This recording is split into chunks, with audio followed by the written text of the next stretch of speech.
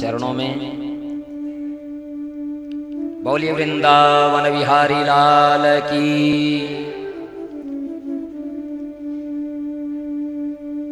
ऐसी बंसुरी की तान कि गोपिकाओं का तन मन लुट गया जैसे।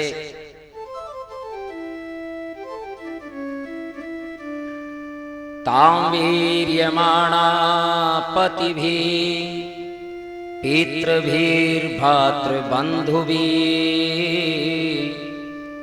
गोविन्दा प्रतात्मानो न न्यवर्तन्न मोहिता।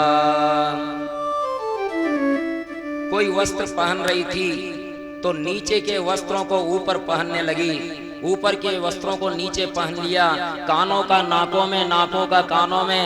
बच्चे को दूध पिला रही थी, छोड़ करके आ गई। एक रोटी हाथ में, एक रोटी तवे पर, और वो छोड़ करके आ गई। और इस प्रकार से जिस स्थिति में थी उसी स्थिति में आ गई। और जैसे लंबा लवाजमा लगा हुआ है वंशी वट पर जाने के लिए, क्योंकि कन्हैया की बांसुरी की तान ही ऐसी है। और जैसे जिसको देखो वही कह रहा है,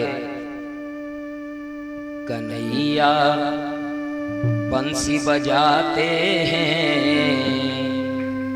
यमुना के तीर, कन्हैया बंसी बजाते हैं यमुना के तीर। चलो सखी के श्याम बुलाते हैं यमुना के तीर, चलो सखी के श्याम बुलाते हैं यमुना के तीर। यमुना के तीर, यमुना के तीर, यमुना के तीर,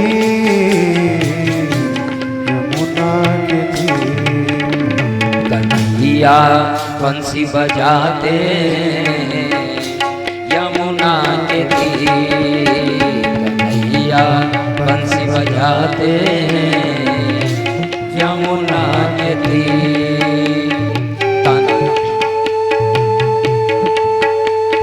बोलिए बंसी के बजैया की, कृष्ण कन्हैया लाल की।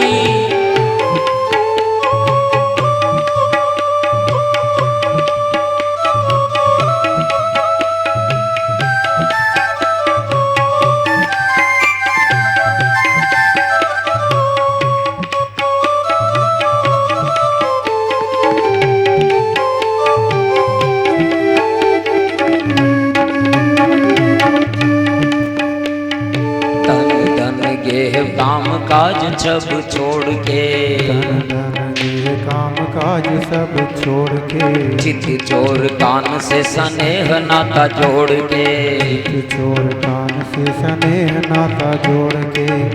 तन धन गेह काम काज सब छोड़ के, तन धन गेह काम काज सब छोड़ के, चित चोर कान से स्नेह नाता जोड़ के, चित चोर कान से स्नेह नाता जोड़ के।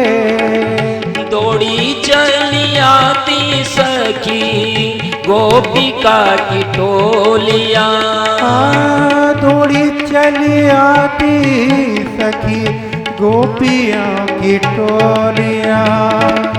गूंजती है चाहूं और रास की रंगोलियां, गूंजती है चारों ओर रास की रंगोलियां, गूंजती है चारों ओर रास की रंगोलियां, गूंजती है चारों ओर रास की रंगोलियां।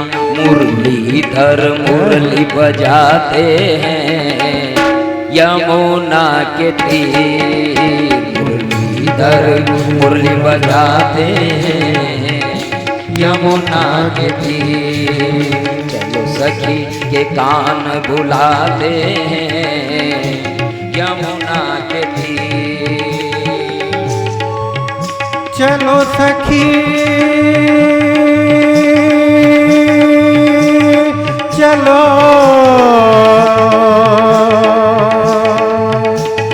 चलो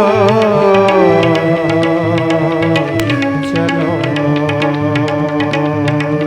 कन्हैया बंसी बजाते हैं यमुना के तीर। सखी के कान बुलाते हैं यमुना के तीर। यमुना के तीर यमुना के तीर यमुना के तीर यमुना के तीर। चलो सखी के कान बुलाते हैं यमुना के तीर। चलो सखी के कान बुलाते हैं यमुना के तीर।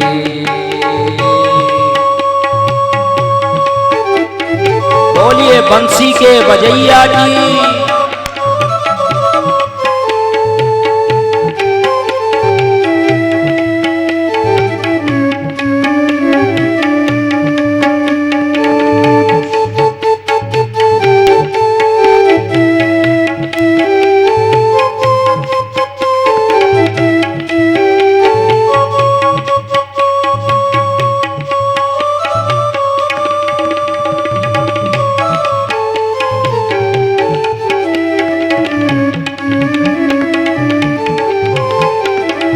बांसुरी की तान इतनी महत्वपूर्ण है, बांसुरी की तान इतनी प्रभावशाली है, इतनी आकर्षण करती है कि गोपिकाएं जिस स्थिति में थी उसी स्थिति में यमुना के तट पर चली गई रात के 12 बजे। वहां जाकर के खड़ी हो गई मंत्र मुग्ध, और कन्हैया आंख उठा करके देखते हैं और कहते हैं स्वागतम वो महाभागा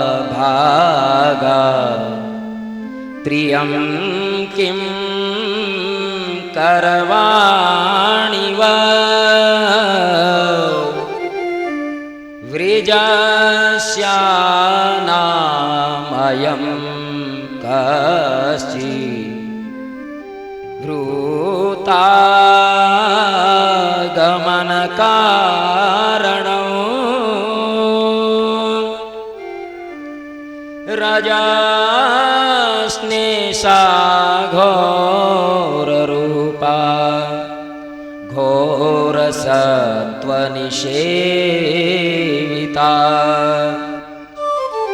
प्रतिव्रजं नेहसेयौ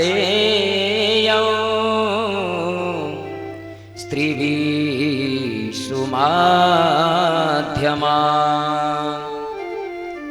हे कल्याणियों, आपका स्वागत करता हूं मैं। इतनी घोर रात में जंगल में यमुना के किनारे तुम क्यों आई? क्या कारण है बताइए, तुम्हारे लिए मैं क्या करूं? हे सुंदरियों, रात्रि के समय पर हिंसक पशु भी इधर घूमते हैं। बताइए, अच्छे कुल की स्त्रियों को इस प्रकार रात में आना अच्छा नहीं। आपके परिजन, माता पिता, पुत्र, भाई, पति आपको न देख करके ढूंढ रहे होंगे। इसलिए हे कल्याणियों, आप लौट जाइए। ये विपरीत वचन सुनकर के गोपिकाएं अपने चरणों के नाखून से भूमि को कुरेदने लगी। और देखिए भगवान श्री कृष्ण और गोपियों का प्रेम कैसा है। गोपिकाएं कहती है कि हम तो तुम्हारे बांसुरी वादन से, तुम्हारे स्नेह से बिल्कुल बिक करके, बिना मोल बिक करके आ गई, पूरी तरह से दासियां बन करके आ गई। और आप इस तरह से हमें जाने के लिए कह रहे हैं प्रभु, ऐसा कैसे? भगवान कहते हैं कि तुम्हारे लिए तुम्हारे पति ही सब कुछ है। लेकिन गोपिकाएं कहती है कि प्रभु एक बात का उत्तर हमें देना, तब अगर आप कहेंगे तो हम अपने घर चली जाएंगी। तो गोपिकाएं पूछती है कि एक पतिव्रता सती नारी थी, उसका ये संकल्प था, उसका ये निश्चय था कि बिना पति के दर्शन किए, बिना पति को भोजन करवाएं, वो भोजन नहीं करती थी। एक बार किसी कामवश उसके पति को बाहर जाना पड़ा, तो फिर अब वो सती क्या करे? एक दिन भूखी रहे, 2 दिन भूखी रहे, कितने दिन भूखी रहे, तब उसने एक रास्ता निकाला, पति की तस्वीर का दर्शन करती और कल्पना करती पतिदेव भोग लगाना, और इस प्रकार से उसके बाद वो भोजन करती थी। एक दिन, थोड़ा आगे खिसक जाइए, पीछे श्रोता लोग आ रहे हैं, उनको बैठने के लिए स्थान बनाएं। इस प्रकार से जब एक दिन वो भोजन कर रही थी, इसी समय दरवाजे पर दस्तक हुई और उसके पति ने आवाज लगाई। अब प्रभु एक बात का उत्तर दीजिए हमें कि उसने फोटो को देख लिया है, चित्र को देख लिया है, भोजन करने वाली है, लेकिन बाहर दरवाजे पर पति आ गया है साक्षात, तो अब उस फोटो को देख करके भोजन करेगी या फिर बाहर आए हुए पति को अंदर लेगी और फिर भोजन करेगी? भगवान श्री कृष्ण ने कहा, सीधी सी बात यही है कि फोटो तो फोटो है, वो तो कागज का टुकड़ा है। वास्तव में जब पति आ गया है तो पति को अंदर लेगी, फिर दर्शन करेगी, उसको भोजन कराएगी, फिर भोजन करेगी। गोपिकाओं ने कहा, बस भगवान, यही तो हमारे प्रश्न का उत्तर है। कन्हैया बोले कि क्या मतलब है तुम्हारा? बोले, प्रभु हमारे घर पर जो पति है ना, वो तो आपके फोटो हैं। घर पर जो आप हमारे पति लोग हैं, वो तो आपके फोटो हैं। वास्तव में परम पति तो आप हैं, जगत पति तो आप हैं। जब जगत पति आप हैं तो वही हमारे पति हैं। कृष्ण भगवान उनके प्रेम से संतुष्ट होते हैं, सात्विक प्रेम से। ये सात्विक प्रेम है, ये सांसारिक प्रेम है ही नहीं। सांसारिक प्रेम है ही नहीं, ये सात्विक प्रेम है। और वास्तव में ये गोपिकाएं जीवात्मा हैं, जैसा कि सवेरे भी बताया था चीरहरण के प्रसंग में। गोपिकाएं जीवात्मा हैं और श्री कृष्ण परमात्मा हैं, और जीवात्मा का अंतिम लक्ष्य परमात्मा में लीन हो जाना होता है। और जीवात्मा परमात्मा में लीन तभी होगा जब जीवात्मा और परमात्मा के बीच के सारे पर्दे हटेंगे, सारे विरोधाभास हटेंगे, सारा द्वैत हटेगा। भगवान ने उनके तात्विक प्रेम को समझ लिया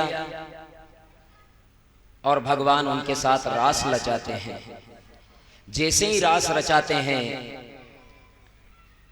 थोड़ी देर रास रचाने के बाद में गोपिकाओं को इस बात का घमंड होता है, अभिमान होता है कि आज हमसे ज्यादा बढ़कर भाग्यशाली कोई नहीं। अभिमान हो जाता है, और अभिमान तो भगवान किसी का रखते ही नहीं। तब भगवान वहां से अंतर ध्यान हो जाते हैं। मद मस्त गोपिकाएं मुरली की तान पे, मद मस्त गोपिकाएं मुरली की तान से, यमुना के तीर ने जोड़ भगवान से, यमुना के तीर ने जोड़ भगवान से। व्याकुल है गोपिकाएं कान को न पाए के व्याकुल है गोपिकाएं। कान को न पाके कहाँ गए प्यारे वेणु वादन सुनाय के। कहाँ गए प्यारे वेणु वादन सुनाय के। कहाँ गए प्यारे वेणु वादन सुनाय के।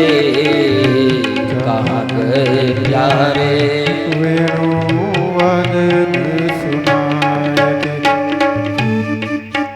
छलिया छल के छिप जाते हैं यमुना के तीर। छल के छिप जाते हैं यमुना के तीर। कन्हैया बंसी बजाते हैं यमुना के तीर। कन्हैया बंसी बजाते हैं यमुना के तीर। यमुना के तीर।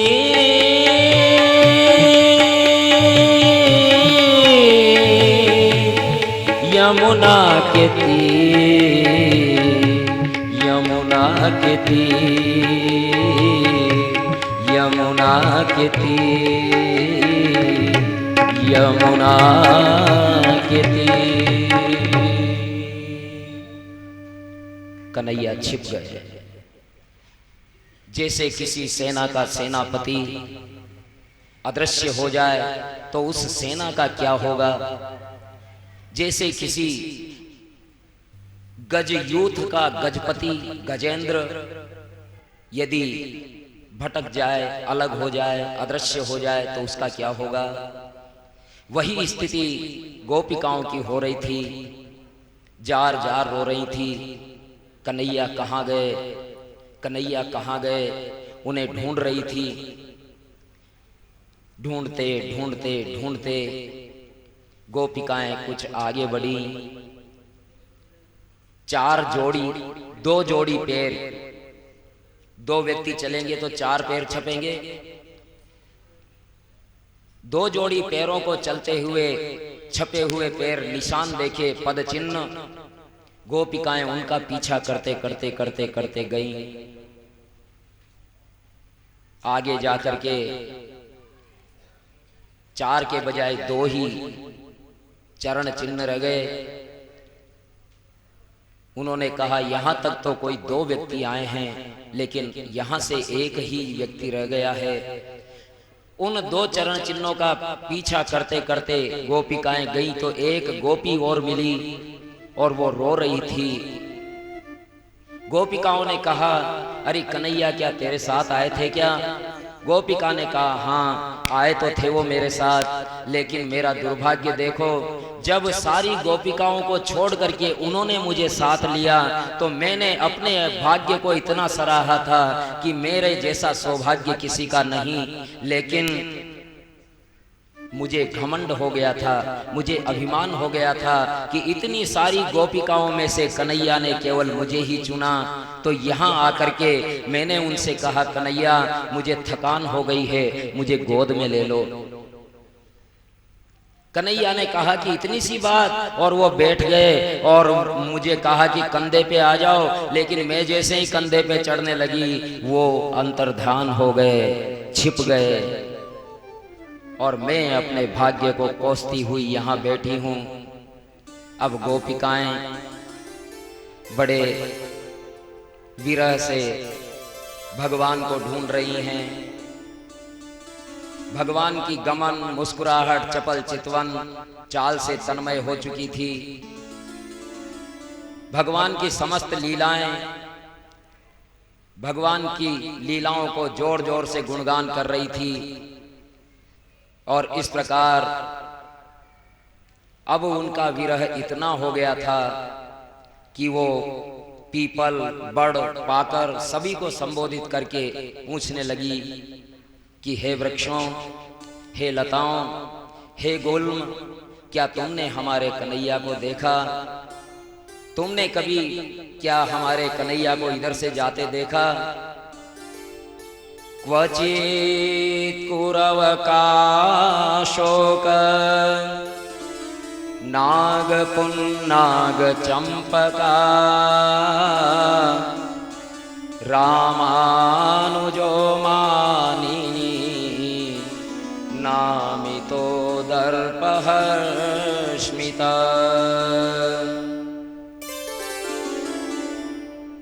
गोपिकाओं ने जब कोई उत्तर न पाया तो लोकोपकार करने वाले वृक्षों से जाकर के कहा, हे कुरुवक, हे अशोक, ओ नाग, हे पुन्नाग, चंपा, तुम लोगों ने बलराम के छोटे भैया को इधर जाते हुए देखा है क्या?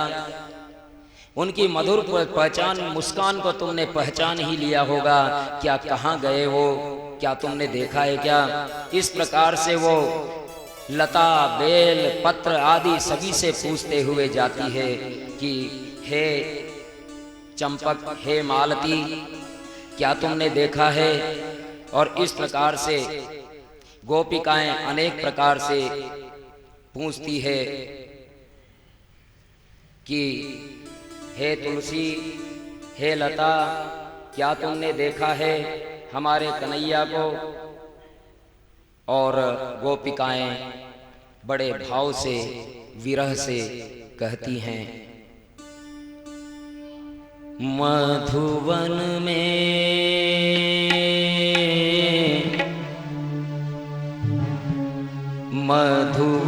में बुला के श्याम दर्शन तो दो।